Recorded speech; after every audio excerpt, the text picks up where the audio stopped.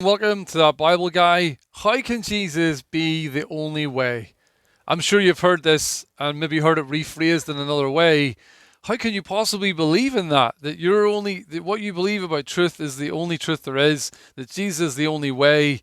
When we say this to people, it strikes of being narrow minded, that we're bigoted, and we've really lost our mind. This cannot be the way. Jesus cannot be the only way, but surely he's just one way. Well, we do know. How do we answer this? Well, we do know that Jesus did claim to be the only way. It tells us in John 14, verse 6, that Jesus himself said, I am the way and the truth and the life. No one comes to the Father except through me. He also then said in John 10, verse 9, he says, I am the gate. Whoever comes through me will be saved. And then just before this, in John 8, verse 24, he says, I told you would die in your sins. If you do not believe that I am he, you will indeed die in your sins. And it wasn't just Jesus that said this. Obviously, Jesus saying that he was the only way to the Father. There is no other way to have your sins forgiven. And you simply must believe this, or you would die in your sins. Peter said the same thing in Acts 4, verse 12. Salvation, being saved, is found in no one else, for there is no other name under heaven given to mankind by which we must be saved. So the Bible's pretty exclusive, and by the world's definition, it's pretty narrow-minded, because it says very clearly that Jesus is the only way. That's, as Christians, what we believe. How can we answer this, and what must we try to understand about it? As we say, it's not just that he's one of many ways, but we do make exclusive claims that he is the way to be saved. How can he be the only way to be saved? Well, before we look at how is he the only way to be saved, we have to look at just a bit about our culture and a bit about what's going on around us. We have something to deal with. Our culture has a God. What is our culture's God? Our culture's God is equality. It's not just something that they think is a good idea, that equality is something that we all must, try to live by in some way or another. It's our society's God today.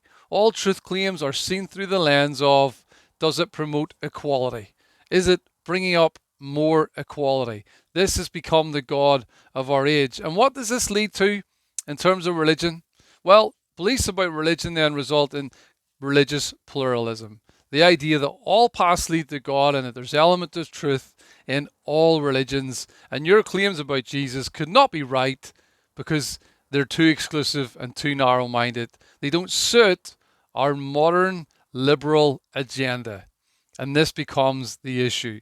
Pluralism then is not just seen as a fact of life, it's actually an ideology being promoted in our world today, which is why the idea that Jesus is the only way is not tolerated. We must be aware of our culture and what's going on around us.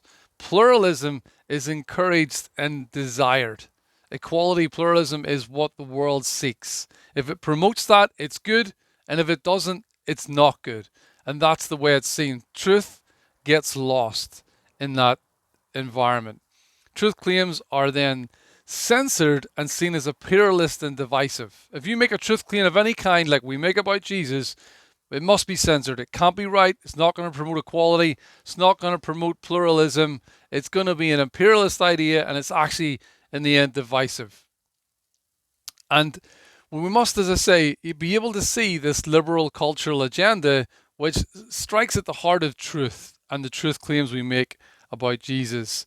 They make the claim that all religions must be assessed through this lens, and differences then are minimized. Even though the differences in religion are mutually exclusive, they are simply not compatible. That's minimized, and whether something's true or not is all through this liberal lens. And just bear in mind that this evaluation, there is an evaluation going on. And those who say that the truth claims are wrong in themselves are themselves committing the very same flaw that they accuse sort of religious people of making. And in all of this, truth is lost. I'm reading this book at the minute, Intellectuals Don't Need God and Other Modern Myths, Alistair McGrath, from these shores. He said, one of the more significant developments in recent sociology of knowledge has been the realization that there is no neutral point from which religion or culture may be evaluated. All vantage points imply evaluation. In other words, there's truth in all religions.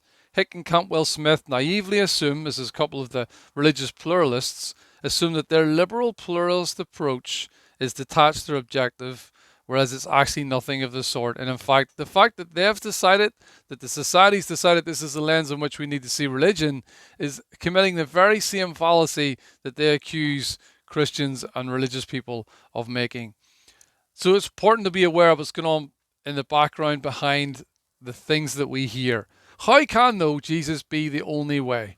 The only way to heaven, the only way to be saved, the only way to salvation? Well, here's the reason why. And again, there's other ways you could put this, of course. Because he's the only one who solves the problem. The problem, what is the problem? Salvation, that we get saved. Saved from what? Saved from our sin.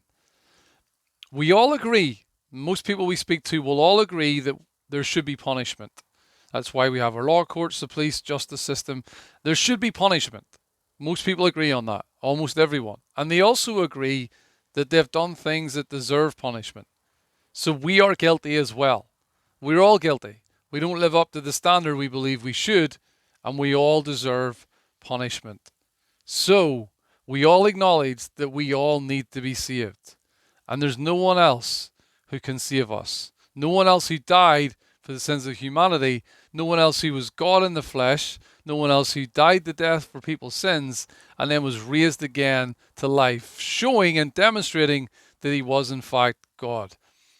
These beliefs, Christian beliefs, are grounded in historical fact. The idea that Jesus lived and died and rose from the dead can be studied out and is grounded in historical fact. Why do I say this today? Well, how do we know, or how can Jesus be the only way? Because he's the only one that solves the problem. He's the only one that can save us. I felt this myself. This is why I became a Christian. I remember as a young man, I started getting into nightclubs and going out and immoral relationships and starting to drink. And there's lots of sectarianism and fighting at where I lived. And I had outbursts of violence, and I'd got in trouble in school and trouble with the police and started to do various different things. And I realized myself, partly because of how I'd been brought up, but partly just an intuition that I shouldn't do this. I'm hurting people. When someone hurts me, I feel that there should be punishment for that person. So I'm now doing the same things to people, and I'm sure most of us can do that day to day by our thoughts. We can, by our actions, by our words, while we're driving or whatever, we hurt people. We do things wrong. We know we deserve punishment. I knew I deserve punishment. I knew I can't get away with the things I'm doing. There has to be a punishment. And therefore, how can I get this sorted out? How can I be in a position where I can stand righteous at the end and righteous in my life? How do I get this problem solved? Of knowing my guilt, of knowing what I'm doing wrong. How can this problem be solved? Then I met Jesus. Jesus came to die for the sins of all humanity and free us of the guilt that will plague us and our fear of death, which lies ahead for those who have not had their sins washed away. How can Jesus be the only way? He is the only one that solves the problem of sin. And we read about that in the scriptures. So people ask us, how can Jesus be the only way? Well, do you believe that you've done wrong? Yes. Do you believe that you should be punished? Yes. How do we solve this problem? Jesus came to solve this problem of all humanity.